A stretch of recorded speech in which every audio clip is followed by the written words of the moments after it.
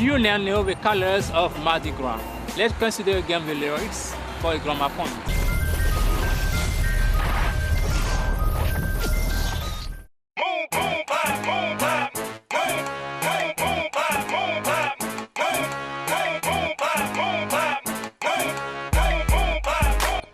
Grammar.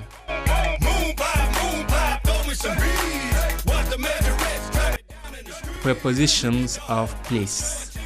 At, on, in. Les prépositions de lieu. La leçon est tirée de ces phrases de la chanson Mardi Gras des Major Twinz.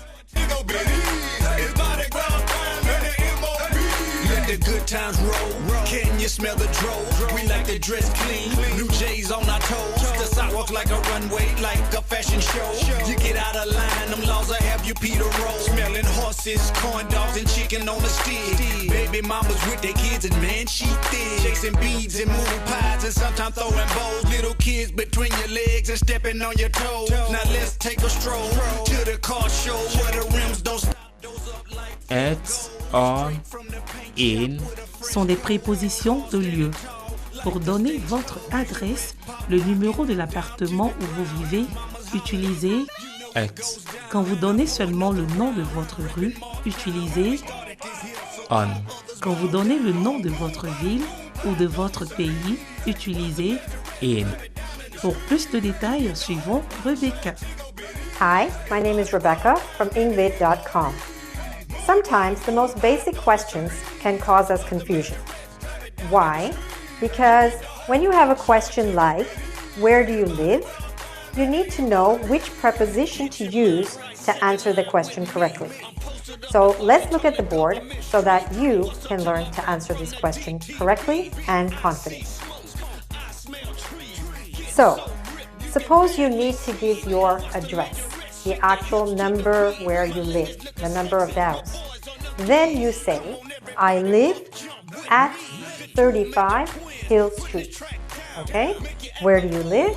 I live at 35 Hill Street. So when you're giving the number with the street name, remember to say at.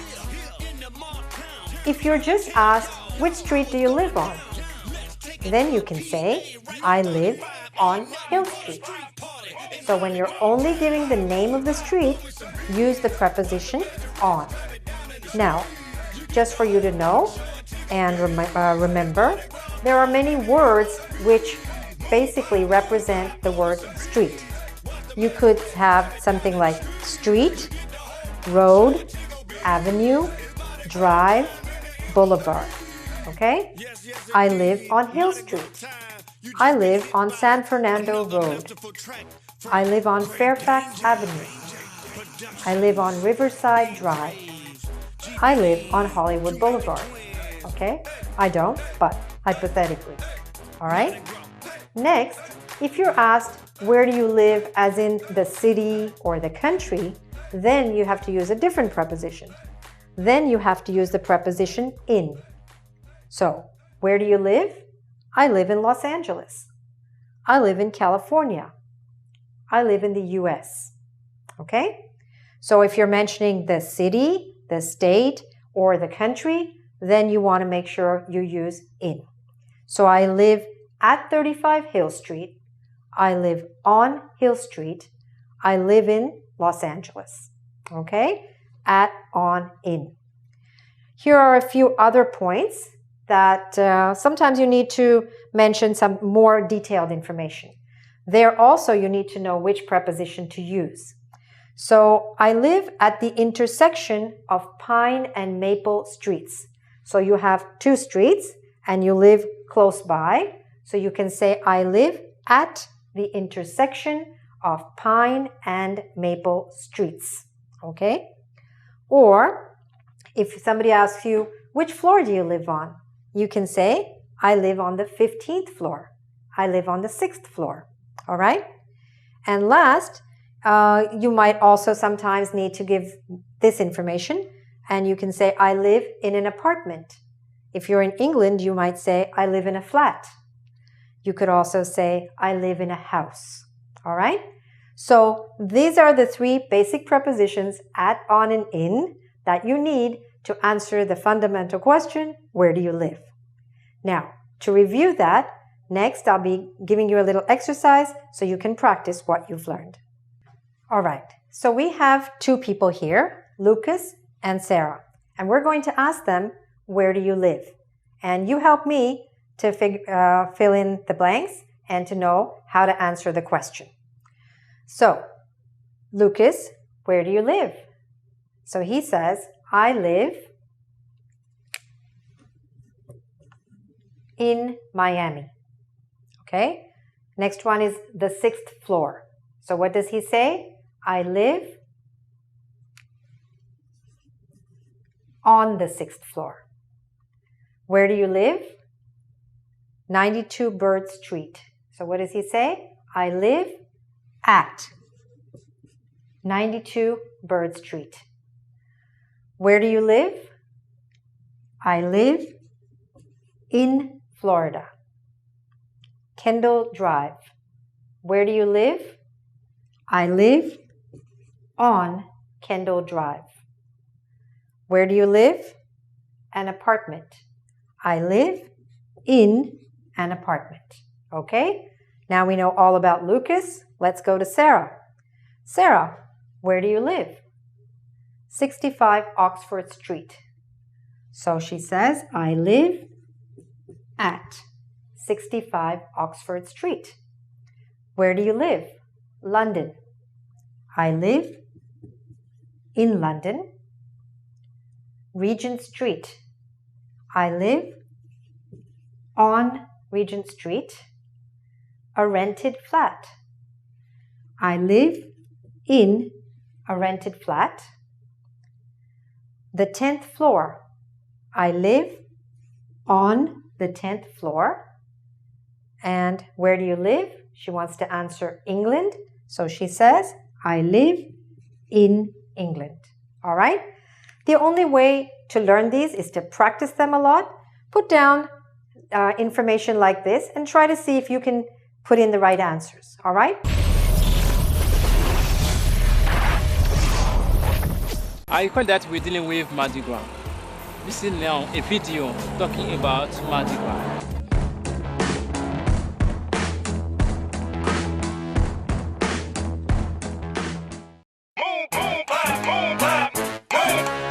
Listening. Nous allons maintenant vérifier si vous comprenez quand les Américains parlent. Écoutez attentivement le document suivant et essayez d'expliquer ce qu'on y raconte à ceux qui suivent l'émission avec vous. Every year, over 1 million people flock to the streets of New Orleans to experience Mardi Gras. But where did this strange celebration come from? What is its purpose? And how did it end up in New Orleans, Louisiana? Join us as we discover the history and traditions of New Orleans Mardi Gras. Mardi Gras is translated roughly from the French as Fat Tuesday. Fat Tuesday is the day before Ash Wednesday, which on the Catholic calendar begins the season of Lent and the season of atonement leading up to Easter. What we know as Mardi Gras today came as a Catholic celebration. That's the day you eat everything you can, drink everything you can, and do everything wrong that you can, because Ash Wednesday is Lent, and that's when you can't do anything.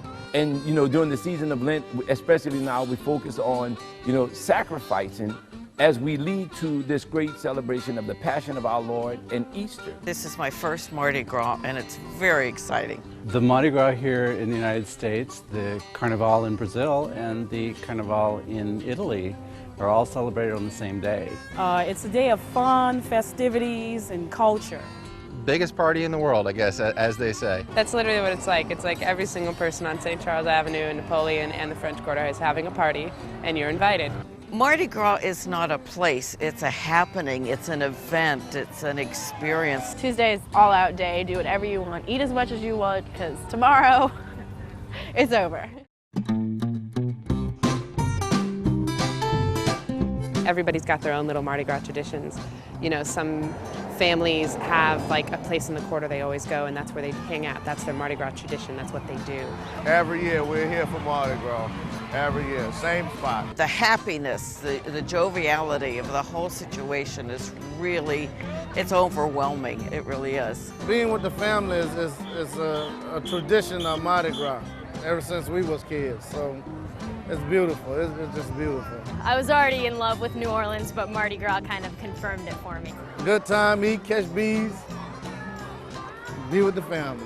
It's very unfortunate that the national news media has focused on about a 1% part of Carnival and made that the image of Mardi Gras New Orleans. It's not something that you should be afraid of. You know, everyone's just coming together, family-oriented, bring the kids out in the morning and just have a great time.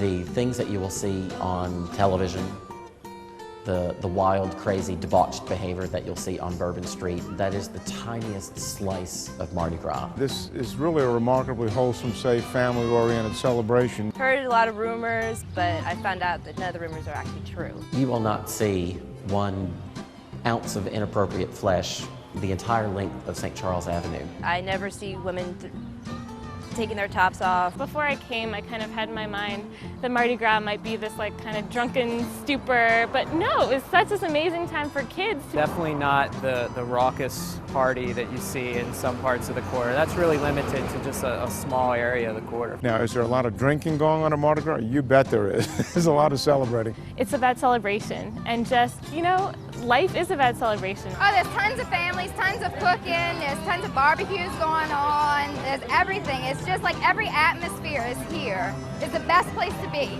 Everybody's having a good time. Regardless of what they're doing, they're having a good time. It's inexplicable. I mean, I can't even say, where can you walk around dressed like this and nobody looks at you like you're completely going to be committed or something. This is the only time during Mardi Gras that this is accepted. It's just so much fun to like walk down the street and see people dancing in the street, and you can talk to strangers and you just have a great time all day. Because there's going to be a party no matter what. And the one thing New Orleans can claim is Mardi Gras as its party. The whole celebration of Carnival, which means farewell to meat, is supposed to be, all right, one last fling with all of the good life things before we go into the privations of Lent. There's no city in the South like New Orleans. This is the place to be. I've been doing Mardi Gras since I was 14. Well, this is my baby girl first year. For the last 20 years. The culture here, the environment here, the food here. It brings out the odd and like everything in the city, but it's a good oddness. The people is what really makes New Orleans, the people here. I think it's just one good old happy days. Everybody get together and want to celebrate it, and that's what we do. I tell you what, there's no greater atmosphere than right now in New Orleans, anywhere in the world. And that's why so many people come here. Man, you just can't help but to be out here. The whole world needs to be here.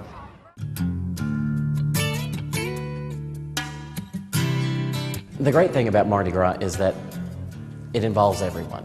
There is a way for everybody to participate in Mardi Gras, whether you're an infant wearing your first Mardi Gras costume, or you've been to 80 or 90 Mardi Gras before and you watch the parades go down the street. Mardi Gras is just about 100% back since Katrina, and Mardi Gras was really the first indication that this city was going to bounce back. I got on the phone with the captain of Rex, and he said, Blaine, the Rex organization, the floats are going to roll even if we roll with watermarks on the float. We put on a Mardi Gras.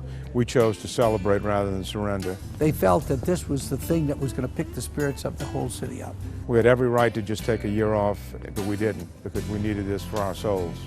We've always been a town known for celebrations and for parties, from our Catholic Church experiences to our schools to, you know, everything that is New Orleans is about a celebration. This is a celebration we do for ourselves. It's part of our heritage.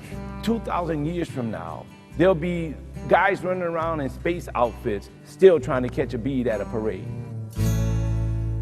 New Orleans Mardi Gras definitely reflects its own unique style and flair.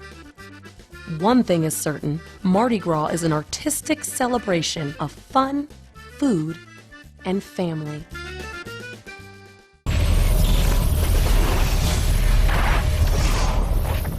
Thank you very much for learning with us. I think that you now know a little bit about Mardi Gras.